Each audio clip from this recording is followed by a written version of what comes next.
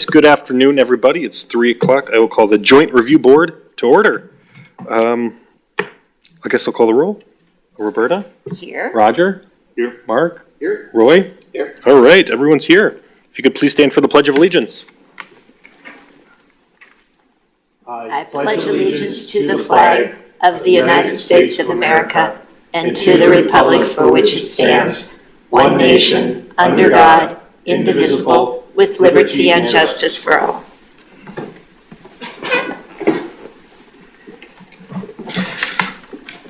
Okay. Is there a motion to approve the minutes from our June 28th, 2023 meeting? I'll move to approve as presented. Second. Moved in second. Any discussion on the minutes? Seeing none, all those in favor state aye. Aye. Any objection? Chair votes aye. Minutes are approved. All right, next is consideration and appointment and or reaffirmation of the Joint Review Board members public member. The mayor has submitted it with Common Council's confirmation as Roberta Flicky-Pineski as the public member. Is there a motion to reaffirm? A motion. Second. Moved and seconded. Any discussion? Seeing none, all those in favor state aye. Aye. Any objection? Chair votes aye. That's approved. All right, next is election or reaffirmation of the chairperson. Is there such motion? So moved. Is there I need a nomination. I nominate our mayor, Ryan Sorensen. I'll second the motion. Moved and seconded. Any other nominations? Seeing none, all those in favor state aye. Aye. Any objection? Chair votes aye. There we go. Item 6, discussion of responsibilities of Joint Review Board. Phil, is that you? Thank you, Mayor. I'll take it, if that's okay with you. Phil Costin with Eller, it's good to be back with you. We have two documents we'll be walking through with you today, TID 17 and TID 18, an amendment to both of those. But before that, just a quick overview of your responsibilities. You are all seasoned veterans in the TIF world, so this is more of a reminder. Are you okay, Mayor? Okay. The responsibilities really are to review the public record, and the public records give you a series of documents. One's going to be the actual resolution that'll be ultimately adopted by Plan Commission, a resolution by the Common Council, and then the actual documents, the project plans, which we're going to walk through with you today. And then your final resolution, which will ultimately be at a meeting scheduled later on, the final resolution of the Joint Review Board. So it'll be reviewing those documents and then ultimately asking and answering the question of whether or not these meet the but-for test. And I think in both cases, we can make that case pretty handily. And so we'll be talking about that in more detail as we go through the project plan. So those are your responsibilities, Mayor. All right, thank you. Any questions? All right. Next, review and possible action on tax incremental district number 17, territory and project plan amendments. All right, so does everybody first, I want to make sure everybody has a copy of the project plans available to them. I do have a few extra along in case you need them. I'm going to jump around. Yes, you have? Sure. Thank you. I will too, please. You can share. I'll bring up my screen too, that's fine. We got it. Oh, okay. We got it. We got it.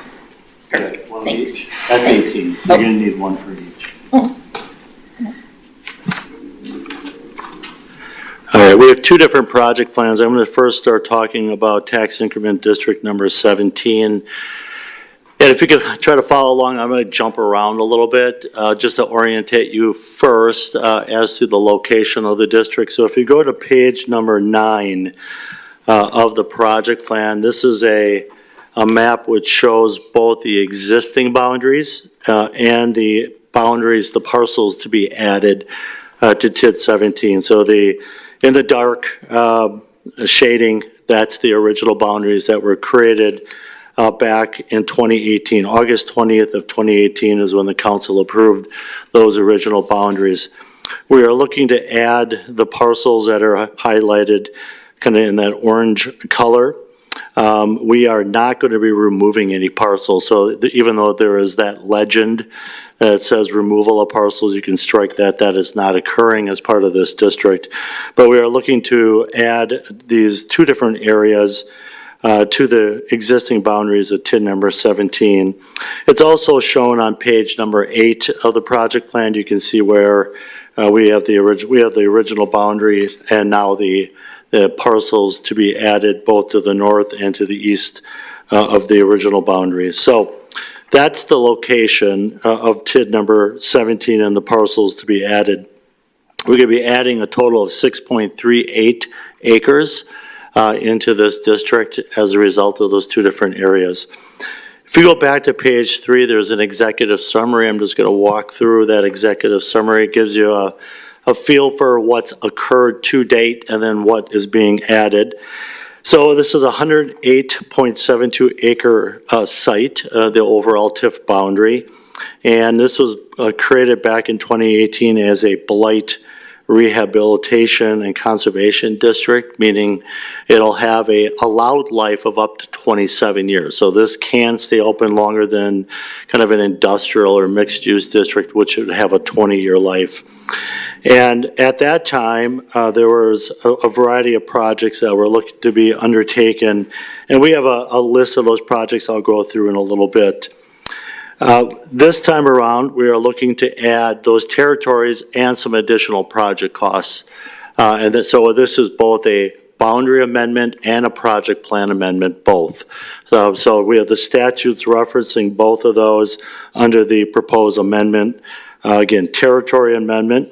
This is going to be the first of it allowed 4 times that we can amend the boundaries, and a project amendment that will add costs to the overall TIF area.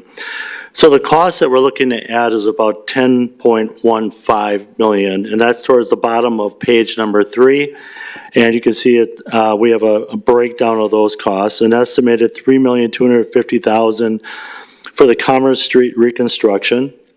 $2,250,000 for the Indiana Avenue Trail project, $250,000 for Indiana Avenue Gateway signage, about $1.2 million to reimburse the redevelopment authority for land purchases, and $3.2 million to construct a pedestrian bridge. Now, the pedestrian bridge is going to fall under the 1/2 mile radius allowance, and so it's an eligible expense if it's approved by all 3 bodies, and as long as it fits within a 1/2 mile radius of the boundary of the district, and we'll show you that in a little bit.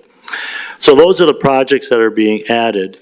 Why we're looking to add those projects and why we're looking to expand the boundaries is to take advantage of a proposed new development of $30 million, which is going to be on the site to the north that is being added.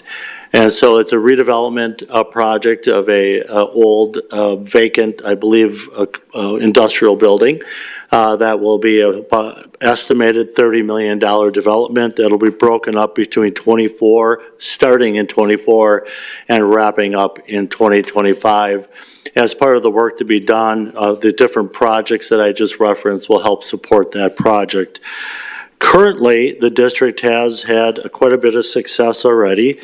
If you go to page 24 of the plan, this is the current increment that is being generated in the tax increment district. So certified by the Department of Revenue is the current incremental value is a little over $21 million. That's the middle, right in the middle of the page. You'll see it's highlighted.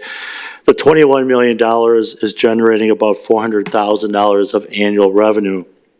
Once we see the growth from the $30 million project and what actually occurred in 2023, we expect the incremental value to jump to $61 million and the increment jumping to about $1.17 million per year. So a pretty substantial jump in incremental revenue that will then allow you to take on those additional projects that are being added to the TID project plan. A couple of assumptions on this page also. that we've been kind of wrestling with internally. We don't show property appreciating in value at all in this area. Now you could say why, and I'll get to why in a second. What we've seen statewide is about a 13% property value increase over the state. So a big jump in value, and we're showing no increase due to property appreciation, in part because we're also showing no drop in the mill rate. And what we've been seeing a great deal throughout the state of Wisconsin is a drop in the tax rates. You've seen it here in Sheboygan. You've gone from $21.86 per thousand down to $19 per thousand. So we're not showing that potential drop in the mill rate. Hopefully that'll offset with no property appreciation. So those are two assumptions that we've made in this project plan. On page 25,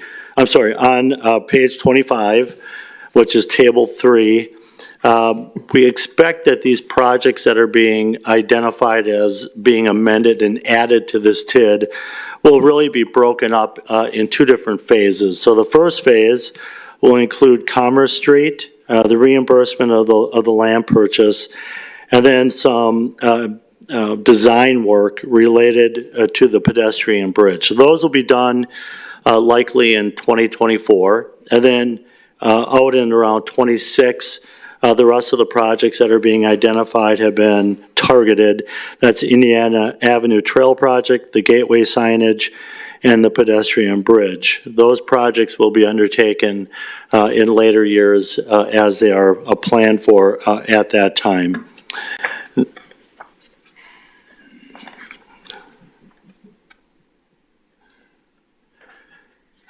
I was going to speak to the pedestrian bridge because it is a large ticket item. The pedestrian bridge is anticipated, and I may have Diane or Janet help me here, is anticipated to be in the area of, I think it's Virginia, right? Is it Virginia? I just been saying it's on South Pier. I didn't know. South Pier to, I think, connecting across the river to Virginia, is it? To the north of Parker John's. Yeah, Next to a parking exactly. lot. We'll say Parker John's, that, people know where that is? Yeah. Okay, we'll say Virginia, Parker just within the John's. block. So connecting really the east side and the west side of the river, and kind of connecting those 2 areas to better pedestrian traffic, to hopefully generate additional development in both those areas and more commerce. So that's where the pedestrian bridge would occur. On page number 26, as we need to, in each case, we need to identify a cash flow kind of for the overall district. And the cash flow in this case has been pretty strong since the beginning of this tax increment district. There is a positive fund balance in this tax increment district. And under the annual column, which is on the far right-hand side, you'll see red numbers. We're going to be drawing down likely some of that fund balance over time with the goal that the column next to it, cumulative, that we have a positive cumulative balance each year. And that's the goal. When we structure the debt for these projects, the goal is to make sure we match the revenues with the obligations and stay in the positive in this district.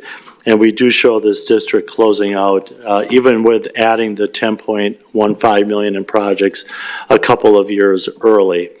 There is also, I didn't mention, other potential development yet in this area. You know, the small parcel that's being added on the southern part of this tax increment district. I was going to say the old name of the restaurant. I think it's the Mexican restaurant is now called Pacifico. There's the possibility of a development in that area. We're adding the parcel, but we're not, there's no guarantee of development in that area at this time, but that's why it's being added. There is potential for some development in that area as well. Roger, has Yes. a question? Everything's looking great as far as I'm concerned. Just one question. I know everything costs more than we think it does, but could you explain the signage, $250,000? There's got to be a few bells and whistles in that, isn't it? Yeah, I don't have an answer for you, Roger. I think that came from the village's Public Works Director, or sorry, the city's Public Works Director. Is that, and I guess I'm looking at Janet and Diane, is that related to the LED lighting? Okay. We'll have to get an answer for you for the final meeting, Roger. And I know Yeah, it's okay. the gateway and could be directing people Yeah. to a lot of things, so there's, Yeah. I'm wondering if it's a message board type thing, but Right, we'll get how an many answer. messages do you want on a busy intersection would be another question, you know? Yeah. That's a good point. We'll get an answer for the final JRB meeting. So, Other questions? I can move on to, if you don't, I'll move on to 18. I think Bert's got a question. Yes. excuse me. Page 20, the revisions to the TID. Coming across the 8th Street Bridge to the west, if you look at the river, there's a little dip. Is that still That's what it is the way currently. it is? That's the way it is currently, but the title says revisions to the TID. Got it. That's how it is currently. All right. Yep, Got the it. restaurant is not included in the boundaries, Thank you. Okay. but the parking lot is. Got it. Thank you.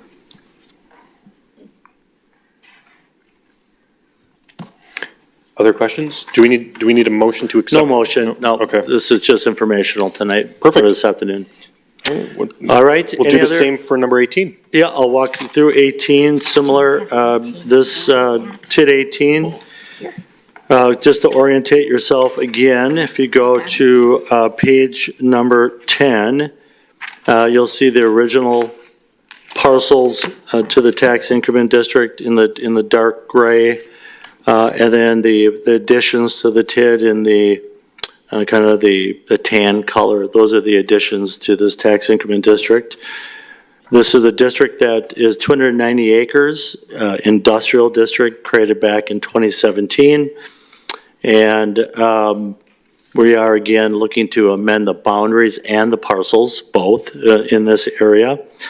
And the city anticipates making a total of around 36 million in project costs. We're adding 5.4 million as part of this amendment. So the 5.4 million include, I'm on page number 3 of the project plan, under the executive summary again. If you go to the middle of the page where it says estimated total project cost expenditures, 5.4 million being added as a result of this amendment. They include 3.4 million for Taylor Drive, 1.2 million stormwater costs, and 800,000 for some fill and compaction of the site. And so in those areas, we will be looking to hopefully see additional development come on board as well. We'll talk about that in a little bit. But this is a 20-year industrial district, and again, it was created back in 2017. So we're 6 years into this district already, and I'll say the clock is ticking a little bit as it pertains to this district. We have a little better map also shown on pages 8 and 9. These are the areas that are being added. So on page 8, it's kind of the northern part of the district, the areas to be added. And page number 9 is more in the middle of the district, those areas that are being added in 8 and 9. We are looking at adding, again, project costs, and I've talked about the project costs, but those project costs will probably come in a couple of phases. We'll probably look at how development is progressing, and then a decision will be made on the actual timing of when those project costs will occur. So let's talk a little bit about what's occurred to date in the district, and then what is being projected or that we're estimating for new development. So on page 26 is a chart that shows both existing development and then proposed and/or known development that's occurred. So page 26 in the green column, there's 20 million in value that's being created in tax increment District 18.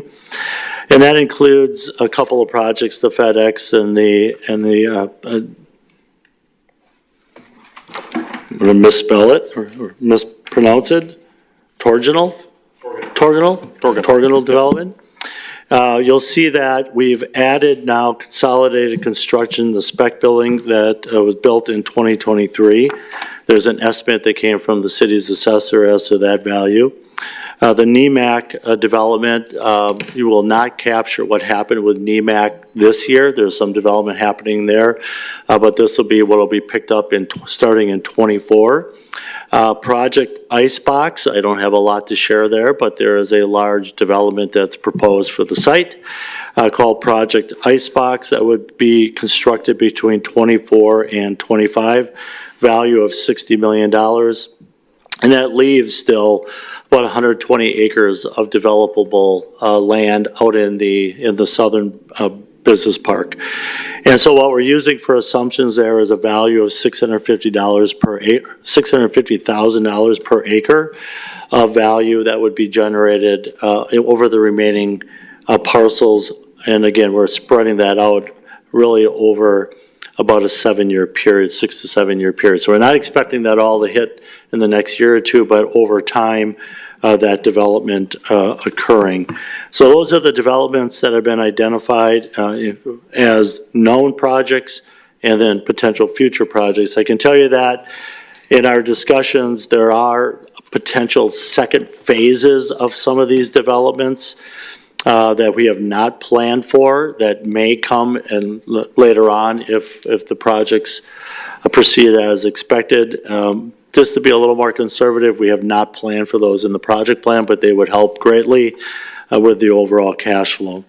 On page 27 is that increment calculation again, being developed over time. You can see same assumptions, flat tax rate, and no property appreciation over time.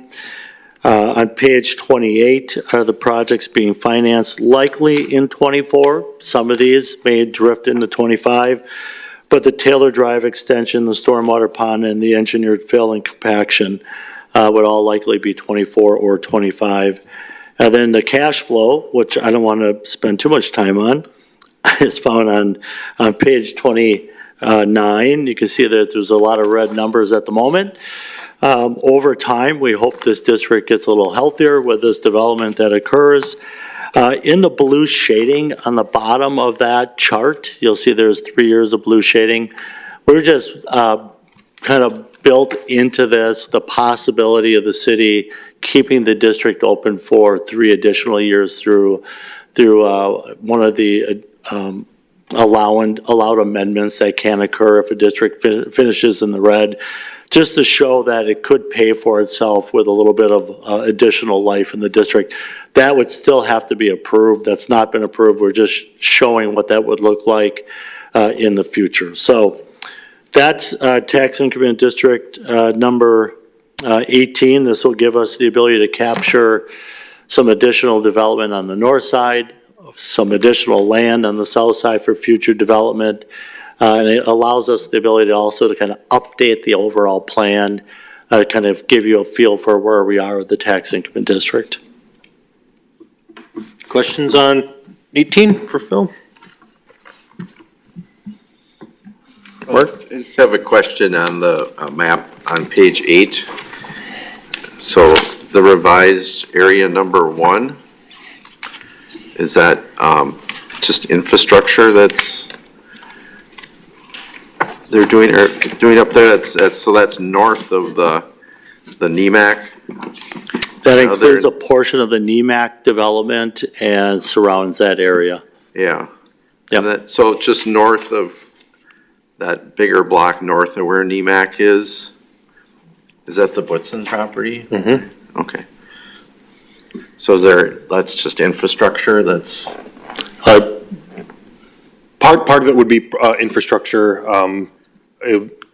keep us open for the possibility of, we've had conversations of a indoor sports facility or anything associated with that, if that would happen down the line as well.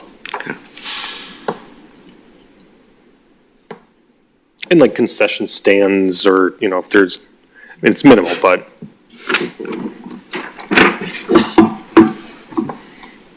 Alder Flicky-Pineski? Thank you. If it could go wrong, how would it go wrong? 18. Well, AT is I'll say it's off to a slow start already. That's partly why the amendment. We need to look at ways to free up additional land for development. Good news here is NEMAC, I think we'll be able to capture some development there, which will help with the incremental value. Project Icebox will help a great deal. But besides those kind of known projects, there is additional development needed out there. So to make this look better, development happening quicker will generate additional increment sooner and make the overall cash flow work better. So how could it fail?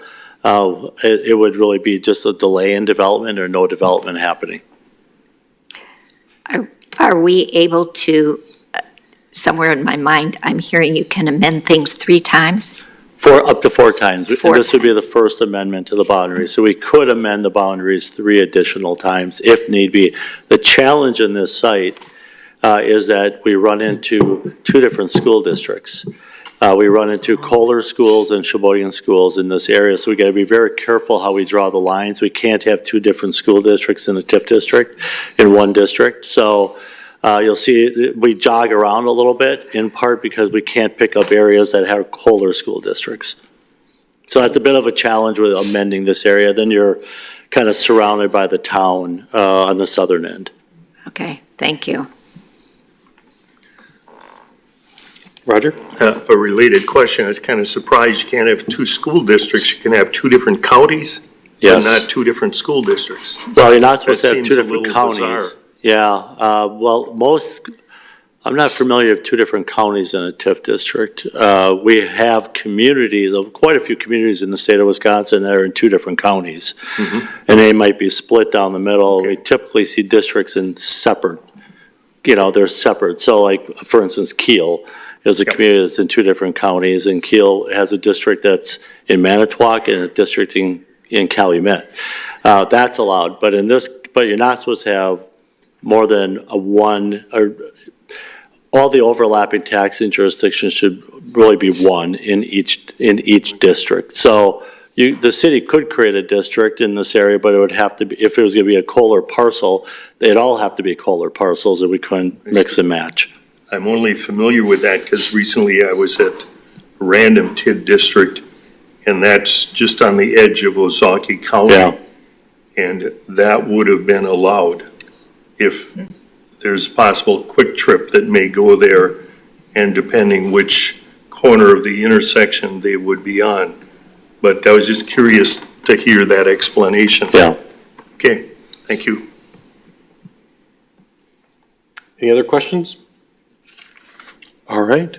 Thanks, Phil. Thank you. Appreciate it. All right, we've exhausted the agenda. Next meeting is TBD. Oh, one more. Oh, do we need to set it at this meeting, or can we just, okay.